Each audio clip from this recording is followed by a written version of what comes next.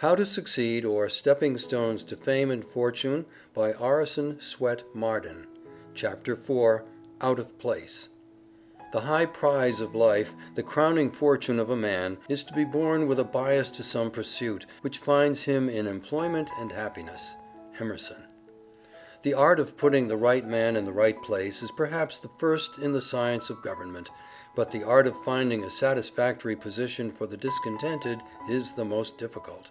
Talleyrand.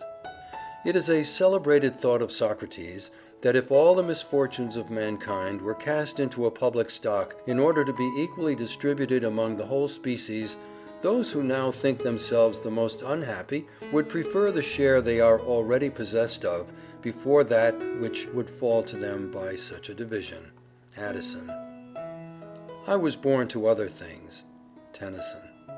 How many a rustic Milton has passed by, stifling the speechless longings of his heart in unremitting drudgery and care. How many a vulgar Cato has compelled his energies, no longer tameless then, to mold a pen or fabricate a nail. Shelley. But I'm good for something, pleaded a young man whom a merchant was about to discharge for his bluntness.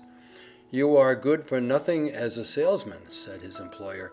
I am sure I can be useful, said the youth. How? Tell me how. I don't know, sir, I don't know. Nor do I, said the merchant, laughing at the earnestness of his clerk. Only don't put me away, sir, don't put me away. Try me at something besides selling. I cannot sell, I know I cannot sell.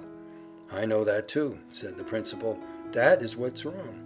But I can make myself useful somehow, persisted the young man. I know I can.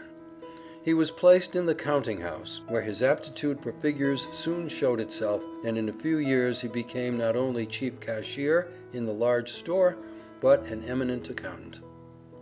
Out of an art, says Bulwer, a man may be so trivial you would mistake him for an imbecile, at best a grown infant. Put him into his art, and how high he soars above you! How quietly he enters into a heaven of which he has become a denizen, and unlocking the gates with his golden key, admits you to follow, an humble, reverent visitor. A man out of place is like a fish out of water. Its fins mean nothing, they are only a hindrance. The fish can do nothing but flounder out of its element, but as soon as the fins feel the water, they mean something.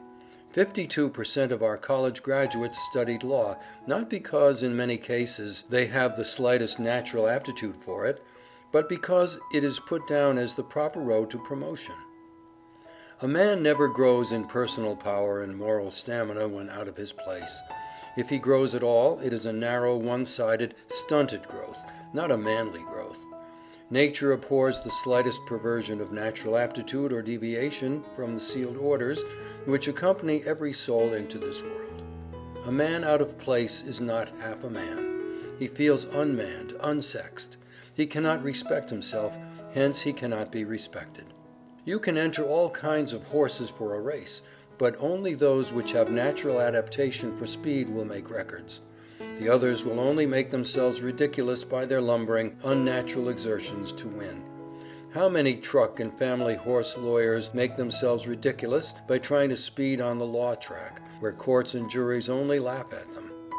The effort to redeem themselves from scorn may enable them by unnatural exertions to become fairly passable, but the same efforts along the line of their strength or adaptation would make them kings in their line. Jonathan, said Mr. Chase, when his son told of having nearly fitted himself for college, thou shalt go down to the machine shop on Monday morning. It was many years before Jonathan escaped from the shop to work his way up to the position of a man of great influence as a United States Senator from Rhode Island. Galileo was sent to the university at Pisa at 17 with the strict injunction not to neglect medical subjects for the alluring study of philosophy or literature. But when he was 18, he discovered the great principle of the pendulum by a lamp left swinging in the cathedral. John Adams' father was a shoemaker, and trying to teach his son the art, gave him some uppers to cut out by a pattern which had a three-cornered hole in it to hang it up by.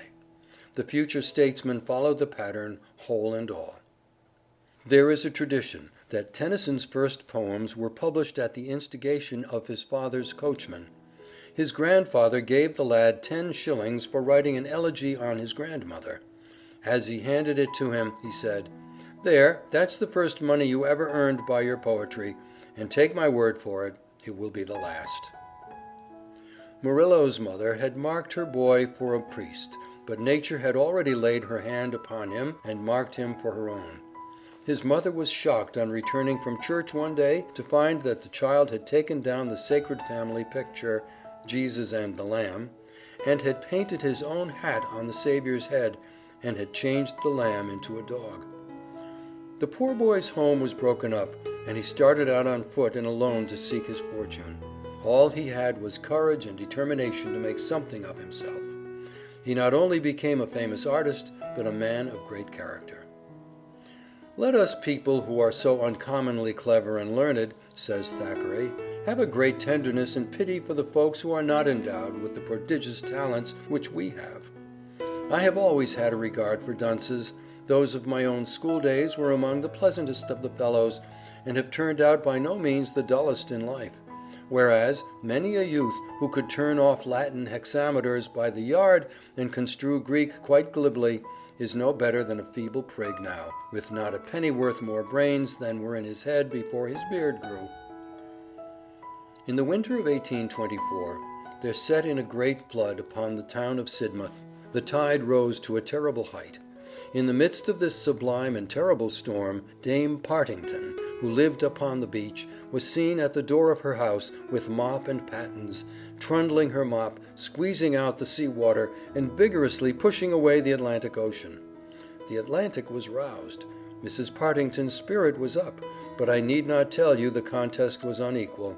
The Atlantic Ocean beat Mrs. Partington. She was excellent as a slop or a puddle, but she should not have meddled with a tempest. How many Dame Partingtons there are, of both sexes, and in every walk of life! The young swan is restless and uneasy until she finds the element she has never before seen. Then, with arched neck, between her white wings mantling proudly, rose her state with oary feet. What a wretched failure was that of Haydon the painter! He thought he failed through the world's ingratitude or injustice, but his failure was due wholly to his being out of place. His bitter disappointments at his half-successes were really pitiable, because to him they were more than failures. He had not the slightest sense of color, yet went through life under the delusion that he was an artist. "If it is God's will to take any of my children by death, I hope it may be Isaac," said the father of Dr. Isaac Barrow. "Why do you tell that blockhead the same thing 20 times over?" asked John Wesley's father. "Because," replied his mother, "if I had told him but 19 times, all my labor would have been lost, while now he will understand and remember." A man out of place may manage to get a living, but he has lost the buoyancy, energy, and enthusiasm which are as natural to a man in his place as his breath. He is industrious, but he works mechanically and without heart. It is to support himself and family, not because he cannot help it. Dinner time does not come 2 hours before he realizes it. A man out of place is constantly looking at his watch and thinking of his salary. If a man is in his place, he is happy, joyous, cheerful, energetic, fertile in resources. The days are too short for him. All his faculties give their consent to his work, say yes to his occupation. He is a man. He respects himself and is happy because all his powers are at play in their natural sphere. There is no compromising of his faculties, no cramping of legal acumen upon the farm, no suppressing of forensic oratorical powers at the shoemaker's bench, no stifling of exuberance of physical strength, of visions of golden crops and blooded cattle amid the loved country life in the dry clergyman's study, composing sermons to put the congregation to sleep. To be out of place is demoralizing to all the powers of manhood. We can't cheat nature out of her aim. If she has set all the currents of your life toward medicine or law, you will only be a botch at anything else. Willpower and application cannot make a farmer of a born painter, any more than a lumbering draft horse can be changed into a racehorse. When the powers are not used along the line of their strength, they become demoralized, weakened, deteriorated. Self-respect, enthusiasm, and courage ooze out. we become half-hearted and success is impossible. Scott was called the Great Blockhead while in Edinburgh College.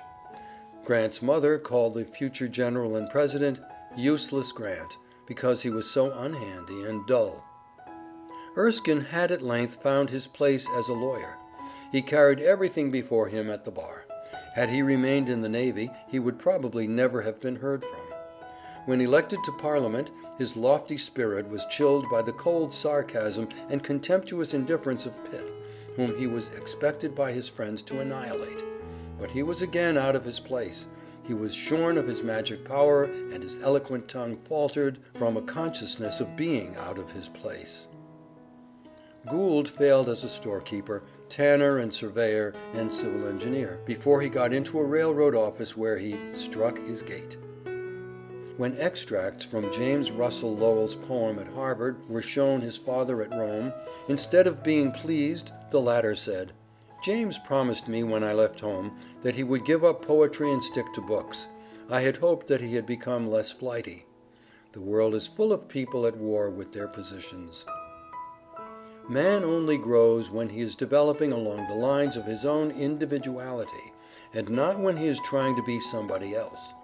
All attempts to imitate another man, when there is no one like you in all creation, as the pattern was broken when you were born, is not only to ruin your own pattern, but to make only an echo of the one imitated.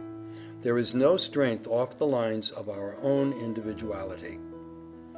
Anywhere else we are dwarfs, weaklings, echoes, and the echo even of a great man is a sorry contrast to even the small